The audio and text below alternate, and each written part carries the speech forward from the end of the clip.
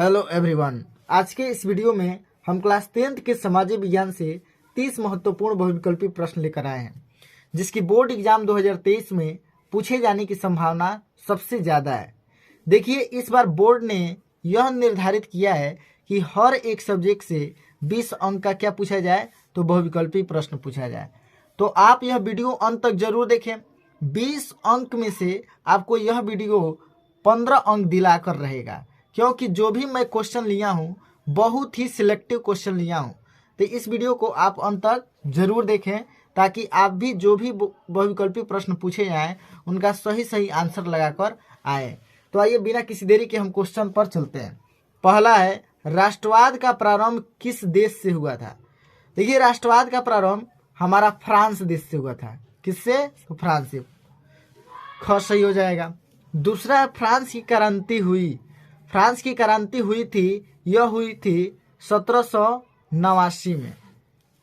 तीसरा देखिए क्या कह रहा है, नेपोलियन का संबंध किस देश से था? तो नेपोलियन का संबंध जो हमारा था यह फ्रांस से था। फ्रांस से ही हो जाएगा। चौथा, पुनर्जागरण युग का अभ्युदय किस देश में हुआ था? तो पुनर्जागरण का हमारा अभ्युदय हुआ था, यानी उत्पन्न हुआ था, यह हुआ था इटली में। ठीक है। अगला देखिए, कह रहा है जर्मनी के एकीकरण में मुख्य भूमिका किसकी थी? तो जर्मनी के एकीकरण में सबसे ज्यादा मेन भूमिका थी, तो यह थी ऑटो वन बिस्मार्क की। घ सही हो जाएगा। अगला क्वेश्चन देखिए, कह रहा है जालियांवाला बाग की घटना कब हुई?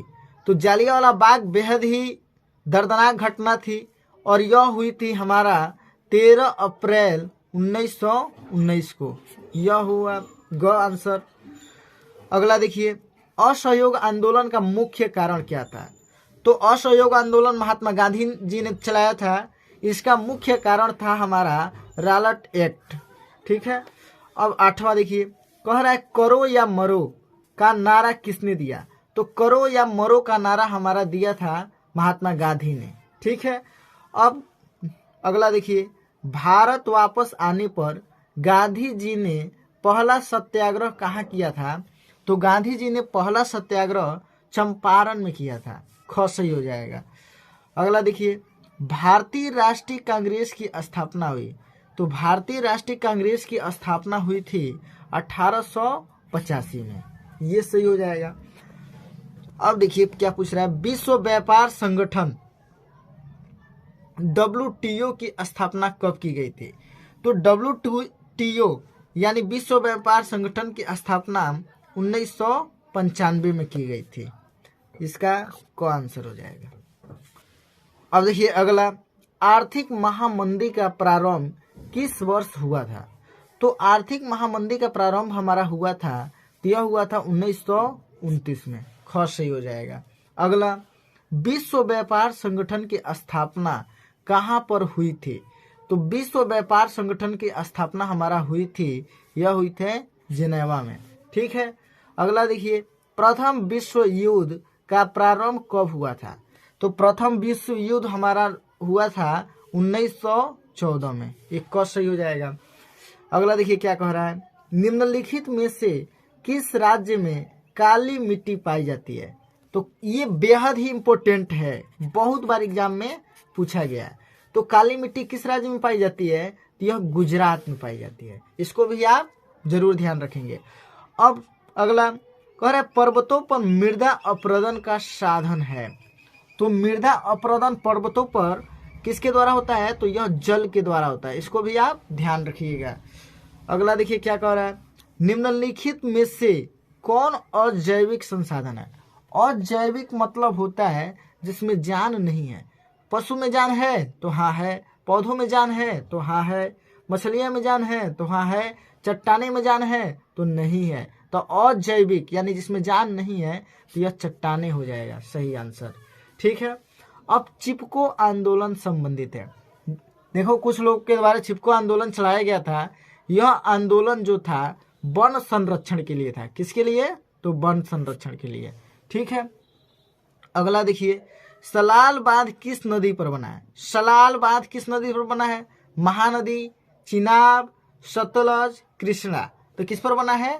तो चिनाब पर बना है। इसको आप जरूर याद कर लेंगे, यह भी बहुत बार पूछा गया।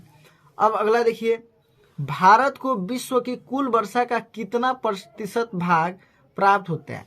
देखिए, विश्व में जो वर्षा होती है भारत को कितना परसेंट प्राप्त होता है वर्षा का भाग? तो वो होता है 4%। इसको भी आप ध्यान रखेंगे।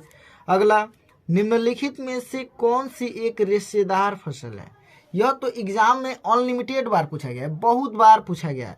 रेशेदार मतलब होता है उससे रेशे निकलता हो, तो कॉफी से नहीं निकलता है, जौ से भी नहीं निकलता है, रबर से भी नहीं निकलता है, तो निकलता है किससे है? जूट से। इसको आप वेरी इंपॉर्टेंट लगा लीजिए, यह इस बार आने की 100% संभावना है। वैसे तो हर एक क्वेश्चन इंपॉर्टेंट है, मतलब इसकी संभावना सबसे ज्यादा है।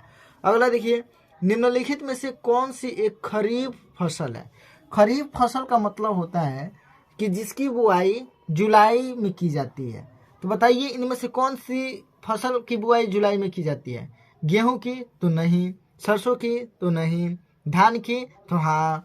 तो धान की बुआई कब करते हैं हम लोग? जुलाई में। धान हमारा सही हो जाएगा। अगला देखिए, निम्नलिखित में से कौन सी रबी की फसल है? अब रबी की फसल का मतलब होता है कि ऐसी फसल जो नवंबर दिसंबर में बोए जाते हैं। तो बताइए इनमें से कौन सी फसल नवंबर दिसंबर में बोए जाते हैं? धान? तो नहीं। बाजरा? तो नहीं, बाजरा भी जुलाई में बोई जाती है, और कपास भी वही जुलाई में बोई जाती है।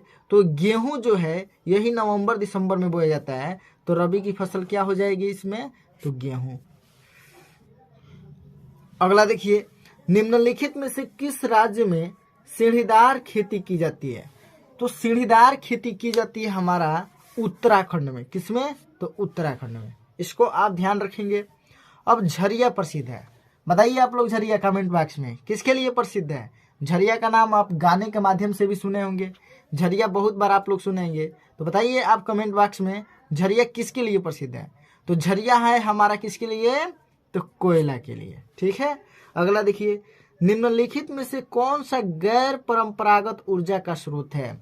इस टाइप के क्वेश्चन बहुत बार एग्जाम में पूछे गए, परंपरागत और गैर परंपरागत। तो गैर परंपरागत कौन है? तो इनमें ये ध्यान रखिएगा, सौर ऊर्जा जो है यह गैर परंपरागत है। इसको आप 100% ध्यान रखें, यह एग्जाम में हो सकता है इस बार आए। ठीक है। अगला देखिए, निम्नलिखित में से कौन सा खनिज आधारभूत है? तो आधारभूत खनिज कौन सा है? तो हमारा लौह अयस्क है। लौह अयस्क सबसे ज्यादा मिलता है। ठीक है। अगला देखिए, अगला कह रहा है निम्न में से कौन सा परिवहन साधन भारत में प्रमुख साधन है? तो यहाँ पर दिया है रेल परिवहन, सड़क परिवहन, वायु परिवहन, पाइपलाइन। तो इन चारों परिवहनों में हमारा सबसे ज्यादा भारत में साधन चलता है, तो किसका चलता है? तो रेल परिवहन। मतलब हमारे भारत देश में रेल परिवहन प्रमुख एक साधन है। ठीक है, इसको आप ध्यान रखेंगे। अब अगला, संविधान की 8वीं अनुसूची में कितनी भाषाओं को मान्यता दी गई है? तो 8वीं अनुसूची में कितनी भाषाओं को मान्यता दी गई है बताइए? तो 22 भाषाओं की। कितनी? 22 भाषाओं की। इसको आप ध्यान रखेंगे। अब तीसरा अगला क्वेश्चन देखिए। अब अगला, भारत में मताधिकार की आयु क्या है? मताधिकार मतलब वोट देने की आयु। तो कितनी वर्ष है? 21 वर्ष या 20 वर्ष या 25 वर्ष या 18 वर्ष? बताइए कौन होगा? तो 18 वर्ष। मतलब भारत में मताधिकार की आयु क्या है? तो 18 वर्ष।